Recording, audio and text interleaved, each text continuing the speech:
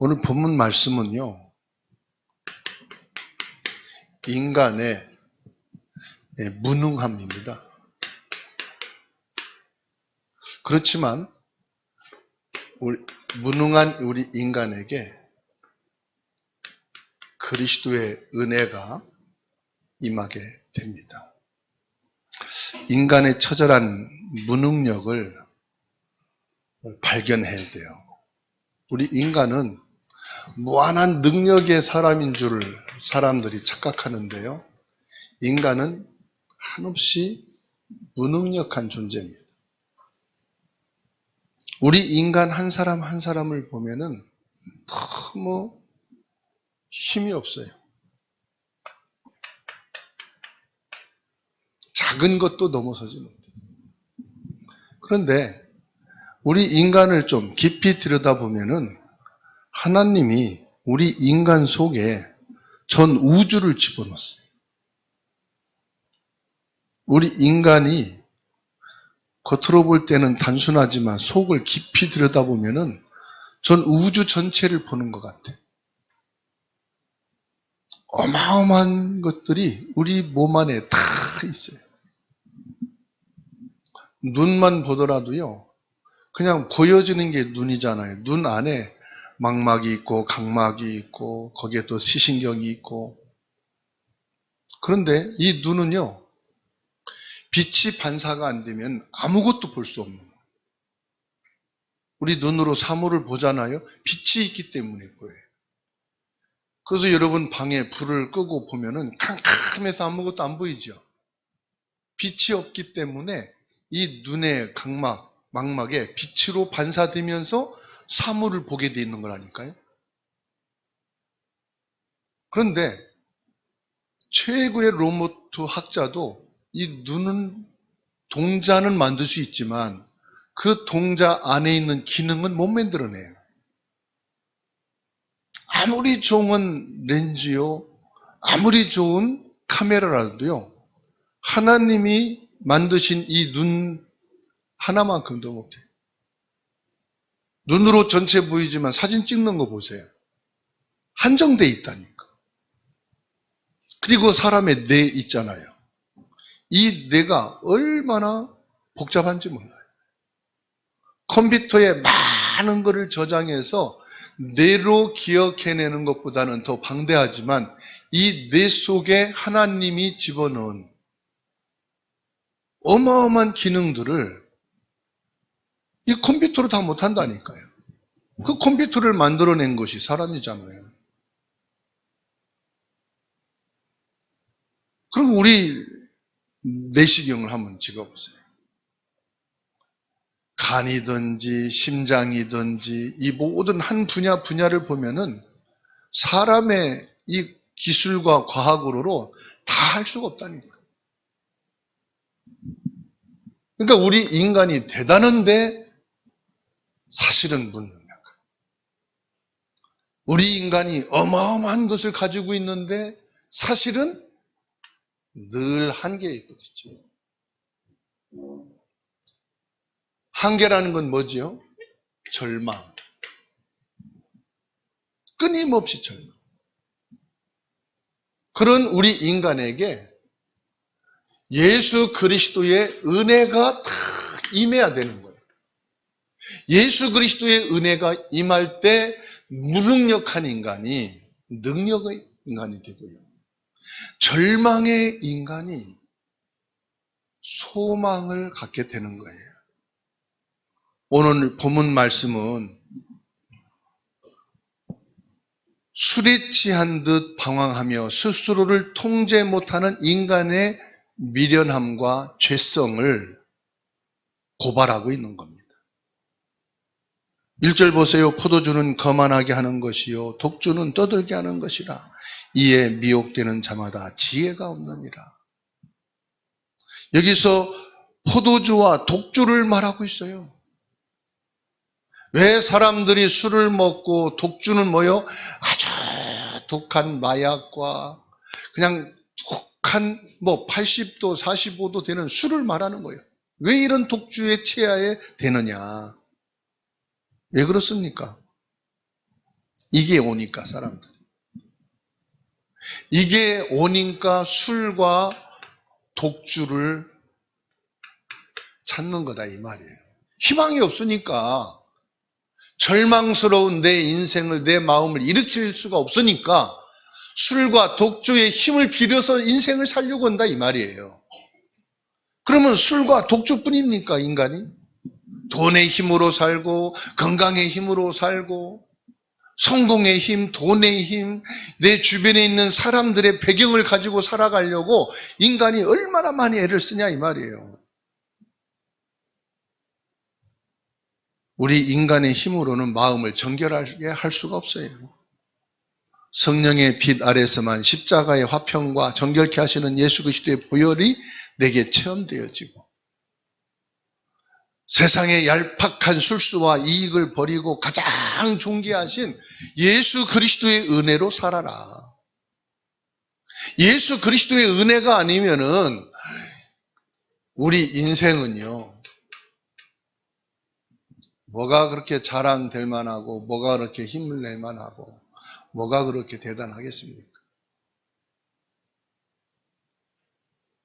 그러니까 이 세상은요, 유혹하는 게 너무 많아.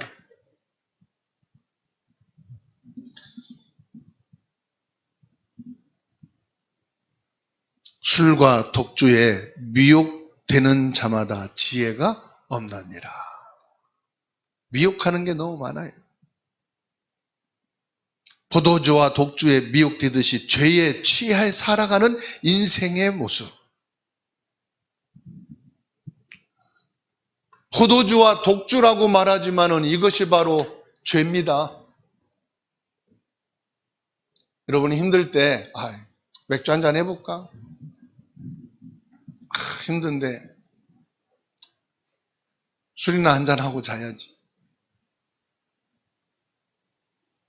그게 뭐예요? 죄라 이 말이에요. 술이 죄가 아니라 사람들이 죄로 인해서 힘이 빠지고 절망된 상태에서 자신을 위로하고 잊어보려고 한다 이 말이에요. 근데 잊어지냐 이 말입니다. 왜? 근본적으로 죄가 내 안에 있는데, 죄에부터 시작됐는데, 하나님은 세상 유혹에서 갈 바를 알지 못하고 방황하는 저와 여러분들을 이 죄에서 구원하신다 이 말이에요. 그러니까 죄의 유혹에 넘어가지 말라. 세상의 유혹에, 사단의 유혹에 넘어가지 말라. 나의 절망 끝에 소망 되시는 예수 그리스도를 바라보라 이 말이에요. 세상의 육신에, 사람에 유혹하는 게 너무 많습니다. 내 마음을 흔드는 게 많지요? 인생을 살아가는데 말이에요. 그 죄의 유혹에 넘어가지 말아라. 소망은 어디에 있다? 예수 그리스도 안에 있더라. 그걸 말씀하는 거예요. 나를 다스리는 게 뭡니까? 나를 다스리는 거. 돈입니까? 술입니까? 성공입니까? 사람입니까? 뭐에 의해서 저와 여러분이 삽니까? 나를 거만하게 만들고, 나를 불안하게 만들고, 나를 중독시키는 게 뭡니까? 술이 좋다고 매일 소주 한 병씩 먹어봐요. 중독돼요. 처음엔 그러지 않는데 사람이 완전히 이상해져요. 폭삭 늙어버려요. 돈에 중독돼가지고 돈에 빠져가는 사람 보세요. 나중에 몇 년 뒤에 보면은 폭삭 늙었어요. 돈에 중독됐어. 일에 중독돼서, 사람에 중독됐어. 그런데요, 그리스도의 은혜로 사는 사람들은 보면은요, 더 젊어 보여. 오늘 선교사님 만났더니, 목사님 더 젊어 보였어.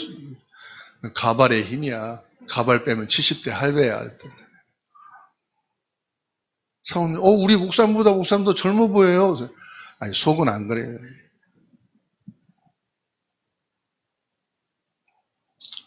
복음의 지혜는요, 나를 취하게 하는 중독에서 벗어나게 하는 줄로 믿으시기 바랍니다. 나를 다스리는 것이 예수 그리스도에 된다 이 말이에요. 이게 은혜예요, 은혜. 예수 그리스도 은혜 안에 거하십시다. 나를 통제하는 능력이 뭐냐? 나를 통제하는 능력이 뭐냐? 예수 생명이 되시기를 바랍니다. 나를 취하게 하고 판단을 흐리게 하는 세상의 유혹에서 나를 건지시고 오직 성령으로 충만하게 하옵소서. 왜 취하지요? 잊어버리려고. 고통을 잊어버리고 아픔을 잊어버리고 상처를 잃어버리고 손해본 것을 잊어버리고 돈 잃어버린 것을 채울 수가 없으니까 잊어버리기 위해서 술에 취합니다. 판단력이 흐리게 된다 이 말이에요. 판단력이. 그래서 어떤 사람은 남편한테 정신력을 흐리게 해가지고 진실을 고백하게 하려고 술을 먹인다잖아. 술 먹여놓고 어디 있어? 그때 어디 갔다 왔어? 그럼 술에 취해서 다 토설한다고 하잖아요. 나를 통제하는 게 뭐냐? 오직 성령 충만하게 되기를 바랍니다. 나를 통제하는 게 아니라 성령 충만하게 되면은 성령의 능력이 죄의 유혹으로부터 나를 지켜주신다 이 말이에요. 나를 다스리고 있던 세상과 육신의 것이 성령의 이끌림을 받게 된다 이 말이에요. 나의 영혼과 육신을 해치지 않도록 예수 그리스도의 복음을 의지하며 분별력을 갖게 하옵소서. 분별력이 있어야 돼요, 저와 여러분들이. 분별력은 뭡니까? 하나님의 계획을 아는 것이 분별력이에요. 우리가 암만 분별력이 좋아도요, 하나님 계획 모르면 자꾸 유혹받는 거예요. 그래서 분별력 중에 분별력은 뭐냐? 하나님의 계획을 제대로 아는 거예요. 하나님의 계획을 알면 흔들리지 않습니다. 이 세상은 어디에나 뭐가 있어요? 다툼이라는 게 있어요.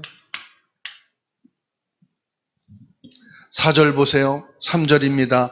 다툼을 멀리하는 것이 사람에게 영광이 거늘 미련한 자마다 다툼을 일으키느니라. 다툼에 대해서 말씀하고 있습니다. 다툼은 사람과 다툼도 있지만은 나 자신 속에 다 싸움이 일어나요.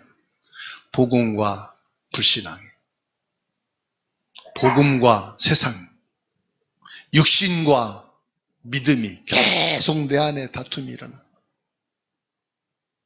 근데 거의 육신에 져요. 불신앙에 져요. 예수 그리스도의 이름으로 승리하기를 바랍니다. 그래서 바울 사도는 날마다 나는 죽노라. 죽는다는 것은 뭡니까? 나 자신과의 싸움에서 나를 쳐 죽이고 복종시키는 거예요. 가정에서도 계속 다툼이 일어납니다. 부부간에 다툼이 없는 집 있어요?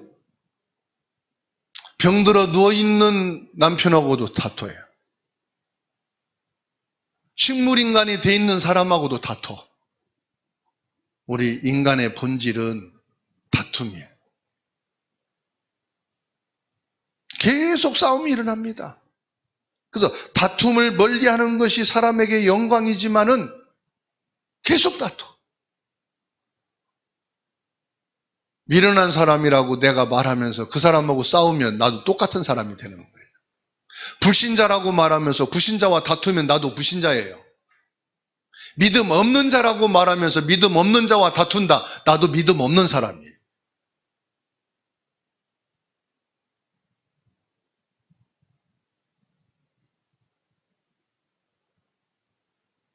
그런데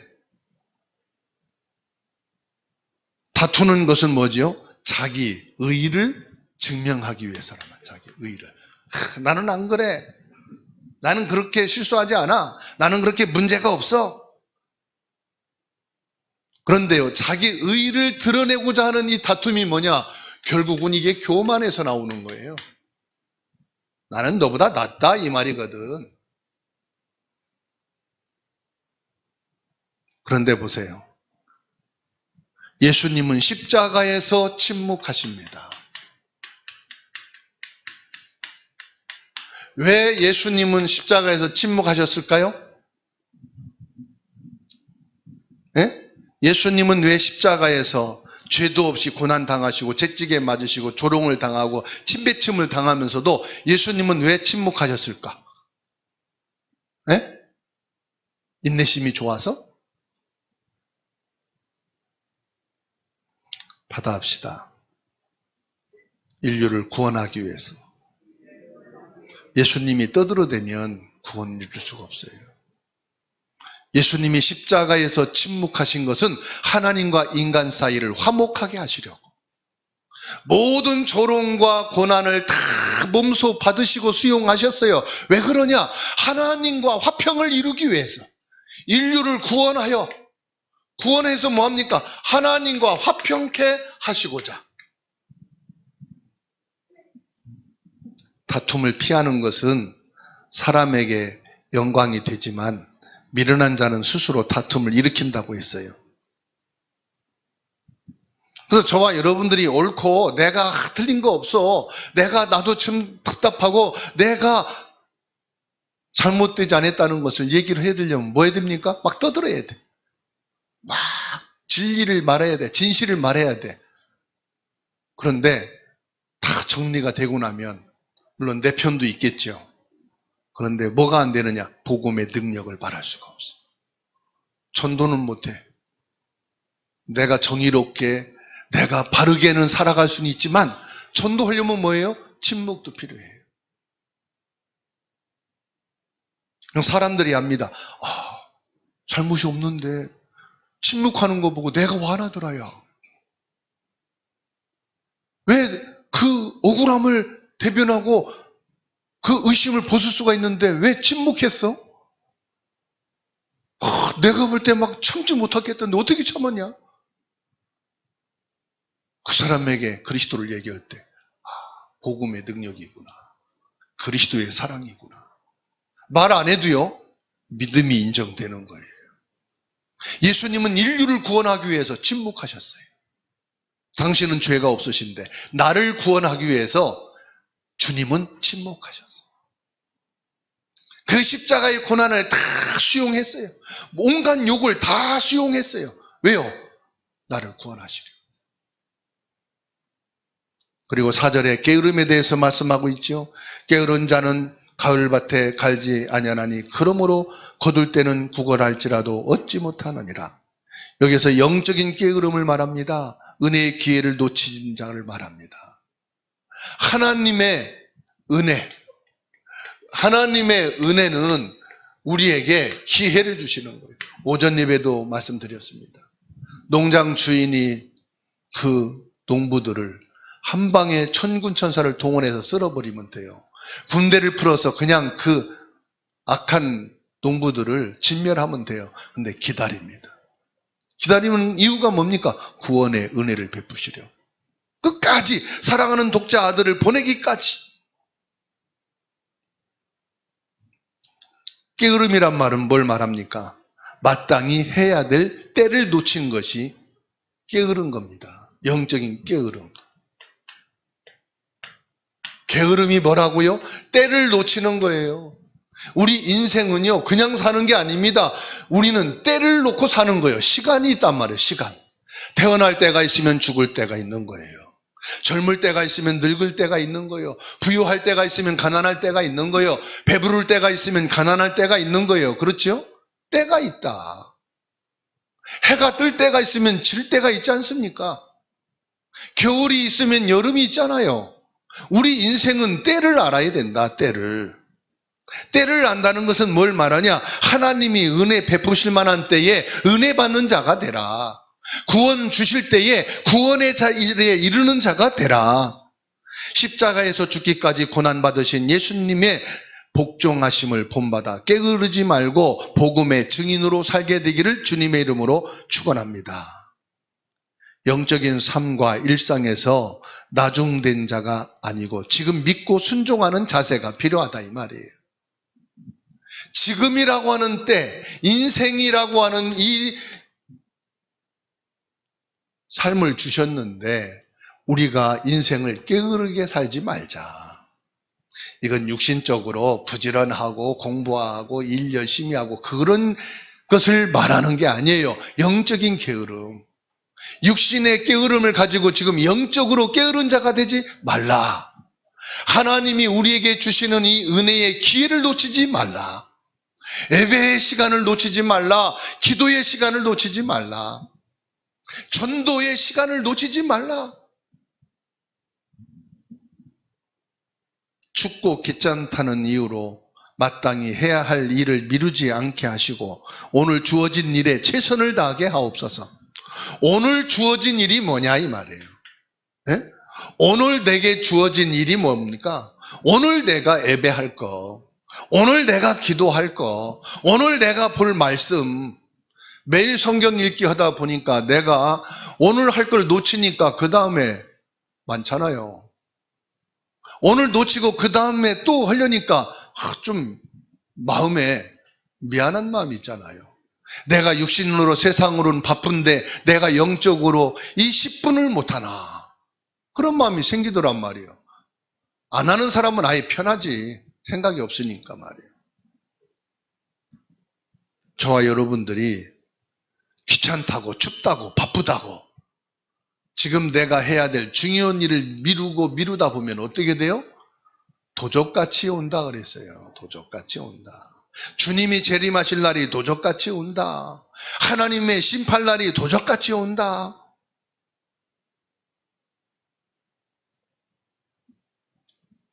그리고 5절에서 6절에 말씀하고 있어요.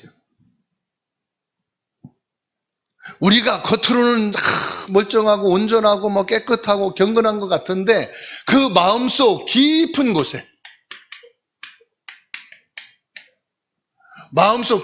곳에 뭐가 있다? 죄가 있다. 5절 보세요. 사람의 마음에 있는 모략은 깊은 물 같으니라. 그럴지라도 명철한 사람은 그것을 걸어내느니라. 많은 사람이 각기 자기의 인자함을 자랑하나니 충성된 자를 누가 만날 수 있으랴.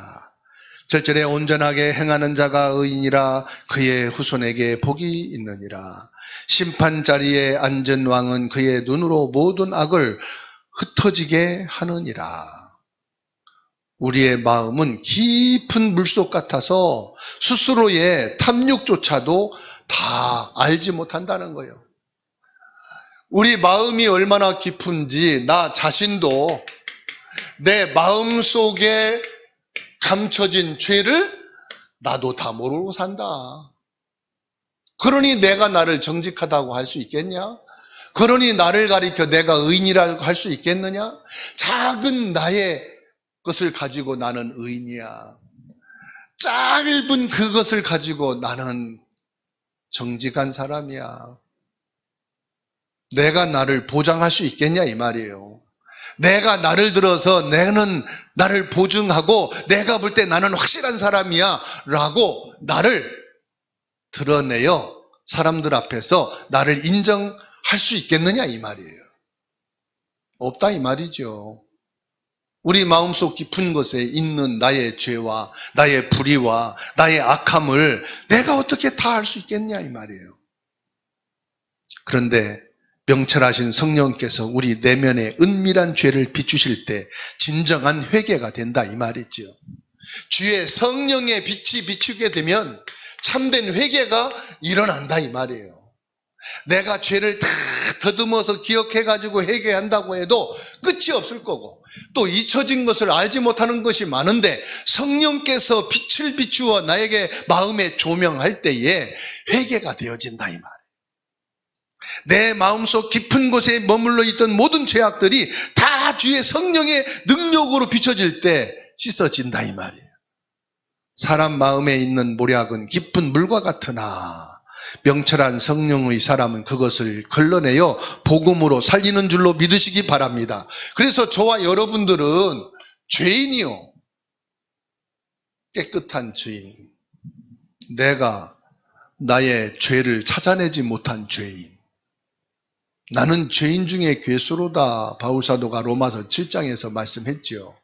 나는 죄인 중에 괴수요. 나는 깨끗한 자가 아니에요. 그런데 이런 죄인을 걷어내고 걷어내도 그 끝이 없는 이 죄를 주의 성령께서 걷어내어 주시고 복음으로 나를 깨끗하게 하셨다. 나는 죄인이지만 성령의 빛으로 비추셔서 나를 죄를 회개하는 자리에 이르게 하시고 예수 그리스도의 복음의 피로 나를 깨끗하게 하신 줄로 믿으시기 바랍니다. 영적인 삶과 일상에서 나중이 아닌 지금 믿고 순종하는 자세가 필요하다 이 말이에요. 성령의 빛으로 예수 그리스도의 복음으로 나를 정결하게 하신 나의 죄를 걷어내신다. 사람의 깊은 속마음을 헤아리는 것은 깊은 샘에서 물을 길는 것과 같다 이 말이에요. 나도 나를 속이는 무지에서 벗어나려면 예수님 앞에 오직 주님 한 분으로 만족하는 마음을 가져야 되는 줄로 믿습니다. 그거밖에 없어요. 이 복음으로 만족하는 마음. 안 그러면요, 끊임없이 내 마음이 탐욕과 욕심으로 끌려가거든. 자꾸 사람 따라, 일 따라, 형편 따라, 환경 따라 내 마음이 끌려간다 이 말이에요. 목사도 인간이고 장로도 인간이고 성도도 인간이고 믿음 가진 사람도 인간이기 때문에 그 마음의 욕심과 탐을 따라갈 수밖에 없어요. 우리는 아담과 하와의 그 길을 갈 수밖에 없는 연약한 존재다 이 말이에요. 그것을 걷어내는 길은 내가 아니에요. 오직 복음 예수 그리스도만이 내 마음을 그리스도의 피로 깨끗게 하시는 줄 믿으시기 바랍니다. 그래서 겉모습만 판단하기보다는 명철한 복음으로 사람의 마음의 본질을 이해하는 것이 중요합니다. 받아합시다. 모든 사람의 마음은 죄가 있다. 드러나지 않고 숨겨지고 깊이 묻혀 있을 뿐이지 다 죄가 있어요. 탈북한 사람들이 북한 사투리를 안 쓰려고 한국말을 연습하고 서울말을 막 연습한대요. 그래가지고 직장에 가가지고 서울말씨로 막 쓴대. 한국말씨로 막 쓴대. 근데 아침부터 저녁까지 일을 하고 말을 많이 하다 보면은 힘이 없어가지고 자기도 모르게 한국말 쓴다는 것이 이 북한 사투리가 막 튀어나온대. 사람들이 안 돼. 북한에서 왔어요. 어떻게 하세요? 힘이 빠지면 자기도 모르게 북한 말이 툭툭 튀어나오는 거예요.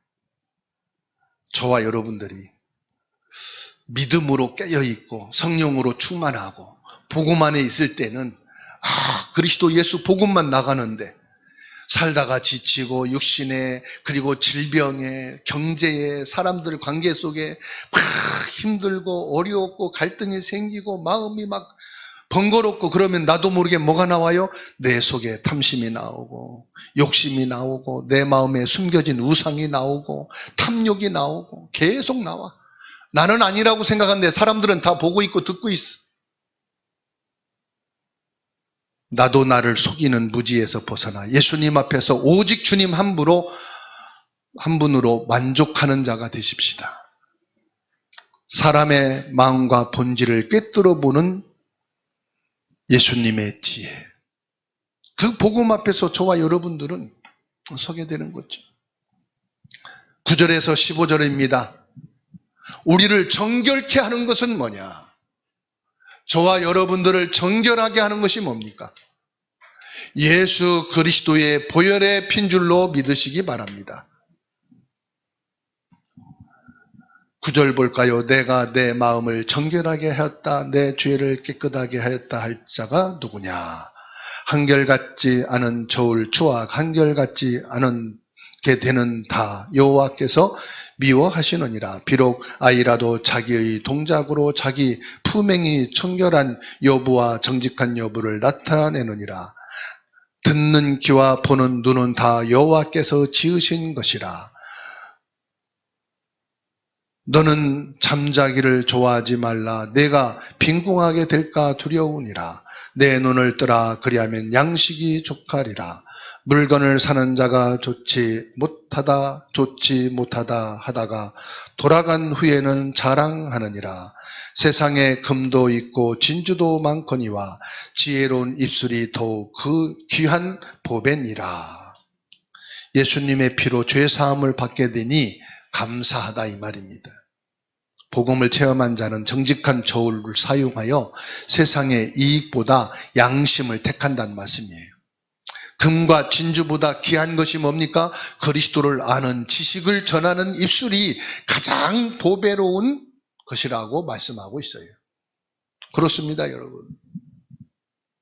저와 여러분들은 어떤 양심을 갖고 사느냐? 복음의 양심을 가지고 사는 자요.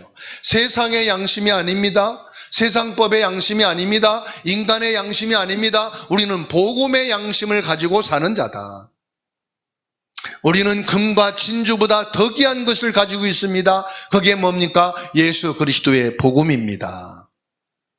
예수님이 주신 눈과 귀로 예수 그리스도를 보고 그 말씀을 들어야 한다는 말씀입니다. 잠언은 복음의 진리를 말하는 입술이 가장 귀한 장식이라고 말씀하고 있어요. 오늘 나의 입술이 사람을 살리는 지혜로운 복음의 입술이 되게 하옵소서. 입술은 입술이 돼. 어떤 입술? 복음의 입술. 예수 그리스도를 고백하고 그 이름을 높이고 예수 그리스도를 증거하는, 전도하는 입술, 선교하는 입술, 후대에 살리는 입술. 보배로운 피를 흘리신 예수님, 나를 구원해 주시니 감사합니다.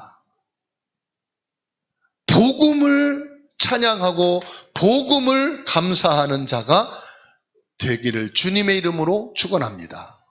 그래서 인간은 무능하지만 그리스도의 풍성한 은혜로 저와 여러분들이 오늘을 살아가고 한 주간도 승리하기를 주님의 이름으로 축원합니다.